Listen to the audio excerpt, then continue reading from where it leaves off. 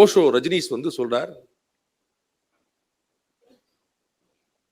ராதைய பத்தின ப்ரூஃப் ஹிஸ்டரியில காணுமே, வரலாற்றுல ராதைய பத்தி சொல்லப்படலையே.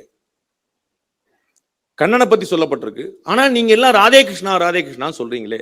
கண்ணன் ராதை தான். அவருக்கு ராமர் பாவம் ஒன்னே ஒண்ணு கண்ணே கண்ணு. கண்ணனுக்கு பிரச்சனையே கிடையாது, கவுண்ட்லெஸ், இன்ஃபினிட்டி.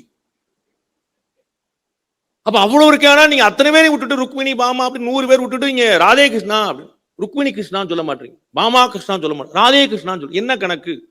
ஆனா பக்தர்கள் மத்தியில ராதை இருக்கிறா, ஹிஸ்டரியில ராதையை காணுமே. ராதை எங்கிருந்து வந்தா யாரு? அவ கோபிகையில் ஒருத்தி, எங்க ப்ரூஃப் என்ன கணக்கு இருக்கு அப்படின்னா, ஓஷோ சொல்றார், எல்லா ஆண்களுக்குள்ளையும் குறிப்பிட்ட சதவீதம் பெண்கள் உண்டு.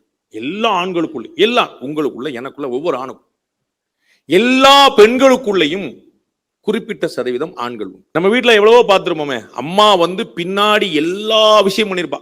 இந்த ஸ்கூல் ஃபங்க்ஷனுக்கு எல்லாம் போனீங்கன்னா நிறைய பாப்பீங்க.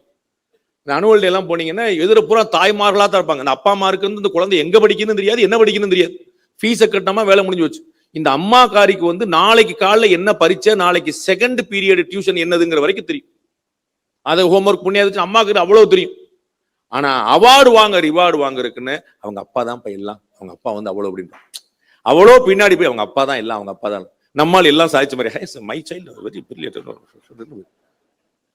அது பெண்களுடைய குணம், தான் பின்னின்று முன்னாடி தன்னுடைய கணவனை ஆண்கள். அது 100% இருந்ததுனால ராதை தன் கால் தடம் கூட பதிக்கலையா.